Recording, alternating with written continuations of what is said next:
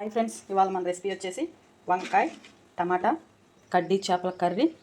ఎంతో టేస్టీగా ఎంతో ఈజీగా ఇంట్లోనే ఎలా చేసుకోవాలో చూద్దామా. వేడి వేడి అన్నంలో ఈ టమాటా వంకాయ కడ్డీ చేపల కూర వేసుకొని తింటుంటే చాలా బాగుంటుంది. ఇంకెందుకు ఆలస్యం, ఈ వంకాయ టమాటా కడ్డీ చేపల కర్రీ ఎలా చేసుకోవాలో చూద్దామా. అందుకంటే ముందుగా మన ఛానల్ ఎవరైనా చూస్తుంటే లైక్ చేయండి, షేర్ చేయండి, కామెంట్ చేయండి, బెల్ కొట్టండి, సబ్స్క్రైబ్ చేసుకోవడం మాత్రం మర్చిపోమాకండి. రెసిపీలోకి వెళ్దాం రండి ఫ్రెండ్స్. ముందుగా స్టవ్ వెలిగించుకొని బండి పెట్టుకోవాలి. దీంట్లోనే 3 టేబుల్ స్పూన్ ఆయిల్ వేసుకోవాలి. సరిపోతుంది. ఆయిల్ వేడైంది. మనం దీంట్లోనే నానబెట్టుకొని కడిగి క్లీన్ చేసి పెట్టుకొని కడ్డీ చేపలు, 2 ఎండి చేపలు అంటారు, కడ్డీ చేపలు అంటారు. ఇవి మనం నూనెలో వేసుకుందాం. ఇవి గోల్డెన్ కలర్ వచ్చేలా ఫ్రై చేసుకోవాలి. ఇవి ఉప్పు చేపలు ఉంటాయి, సప్పిడి చేపలు ఉంటాయి. నేను సప్పిడి చేపలు తీసుకున్నాను. ఉప్పు చేపలు కూడా ఉంటాయి. అవి బాగుంటాయి, ఇవి బాగుంటాయి. టేస్ట్ మీకు ఏవి దొరికితే అవి తీసుకోండి. ఇవి ఇలా లైట్గా గోల్డెన్ కలర్ వచ్చేలా ఫ్రై చేసుకోవాలి. నేనైతే ఒక 2 చేపలు తీసుకున్నాను. కడ్డీ చేపలు అంటారు, ఎండి చేపలు అంటారు, ఏవైనా పిలవచ్చు. మా సైడ్ కడ్డీ చేపలు అని అంటారు. ఇవి కొంచెం ఫ్రై అవ్వాలి. ఇవి ఇలా లైట్గా గోల్డెన్ కలర్ వచ్చినాయి కదా, దీంట్లోనే మనం సన్నగా పొడుగ్గా కట్ చేసి పెట్టుకున్న పెద్ద సైజు 2 ఉల్లిగడ్డలు వేసుకొని ఇవి కూడా గోల్డెన్ కలర్ వచ్చేలా ఫ్రై చేసుకోవాలి. ఇంతకుముందు వీడియోలో టమాటా కడ్డీ చేపలు ఉండాను, తప్పకుండా ఆ వీడియో కావాలంటే ఛానల్లో ఉంటుంది, వెళ్ళి చూడండి. అలాగే ఈరోజు మనం చేసుకునేది కడ్డీ చేపలు టమాటా వంకాయ కర్రీ. చాలా టేస్టీగా ఉంటుంది. తప్పకుండా మీరు కూడా ట్రై చేయండి. అలాగే ట్రై చేసి మీకు ఎలా వచ్చిందో కామెంట్ బాక్స్లో కామెంట్ చేయండి. ఈ ఉల్లిపాయలు కూడా కొంచెం ఫ్రై అవ్వాలి. ఉల్లిపాయలు లైట్గా ఫ్రై అయింది కదా. అలాగే మనం సన్నగా పొడుగ్గా కట్ చేసి పెట్టుకున్న 6 పచ్చిమిర్చి, 6 తీసుకున్నాను నేను పచ్చిమిరపకాయలు. మీరు చూసుకొని వేసుకోండి, మీ కారం సరిపడా. ఇవి కూడా లైట్గా కొంచెం ఫ్రై అవ్వాలి. అలాగే దీంట్లో మనం కొంచెం కరివేపాకు వేసుకున్నాం, 5-6 రెమ్మల కరివేపాకు. మొత్తం కొంచెం అన్ని బాగా కలిసేలా ఫ్రై చేసుకోవాలి. ఈ పచ్చిమిర్చి ఉల్లిపాయ ఫ్రై అయ్యేలోపు మనం కొంచెం వాటర్ తీసుకొని ఒక చిన్న సైజు నిమ్మకాయ అంతా చింతపుండు నానబెట్టుకోవాలి. అలాగే పచ్చిమిరపకాయలు ఉల్లిగడ్డలు ఫ్రై అయ్యాయి కదా, మనం దీంట్లోనే కట్ చేసుకొని వాటర్లో పెట్టుకున్నాం కదా వంకాయలు తీసుకున్నాను. నేను 1/2 kg వంకాయలు తీసుకున్నాను. ఇది కట్ చేసి పెట్టుకొని వాటర్లో పెట్టుకోవాలి. ఉప్పు వేసుకొని, మళ్ళీ కరుణ ఎక్కుతుంది కదా, అందుకని వాటర్లోనే ఉంచుకోవాలి. అలాగే వంకాయలు కూడా ఇలా కొంచెం కలుపుకొని దీంట్లో మనం ఉప్పు వేసుకోవాలి. కొంచెం ఉప్పు వేసుకుందాం. ఇలా ఉప్పు వేయటం వల్ల వంకాయలు పాడవకుండా ఉంటాయి, లేకపోతే వంకాయలు వెంటనే కరుణ ఎక్కుతాయి. అలాగే కొంచెం పసుపు కూడా వేసుకుందాం, 1 స్పూన్ పసుపు. ఇది మొత్తం బాగా కలిసేలా కలుపుకోవాలి.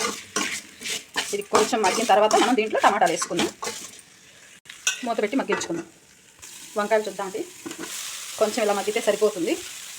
మనం దీంట్లోనే ముందుగా కట్ చేసి పెట్టుకున్నాం కదా 1/2 kg టమాటాలు వేసుకుందాం. ఇది మొత్తం బాగా కలిసేలా కలుపుకోవాలి. నేను 1/2 kg టమాటాలు తీసుకున్నాను. ఇంకా ఇలా కలిపెట్టి దీన్ని కాసేపు మూత పెట్టి మగ్గించుకున్నాం. ఒకసారి కూర చూద్దాం ఎంతవరకు వచ్చిందో. టమాటాలు కొంచెం మగ్గినాయి కదా, ఇలా మగ్గితే సరిపోతుంది. మనం దీంట్లోనే కొంచెం కారం వేసుకుందాం.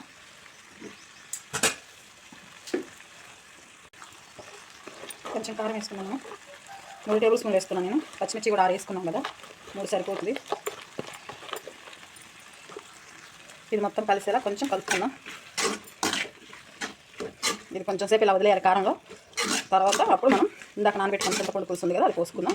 ఇది కాసేపు ఇట్లా వదిలేయాలి. కొంచెం సేపు కారం ఇది మగ్గనిద్దాం, మూత పెట్టేద్దాం. కూర ఎంతవరకు వచ్చిందో చూద్దాం.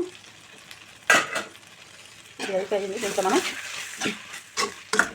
దీంట్లో మనం చింతపండు పులుసు పోసుకుందాం. మనం ఇందాక నానబెట్టుకున్నాం కదా చింతపండు పులుసు, అది మంచిగా తీసుకొని అలాగే ఇదంతా రసం వేసుకొని పోసుకోవాలి. ఇట్లా చింతపండు వేసుకోవటం వల్ల కూర చాలా టేస్టీగా ఉంటుంది. ఇలా చింతపండు పులుసు మొత్తం పోసుకున్నాం కదా, నాకైతే ఒక 1/2 కప్ వచ్చింది.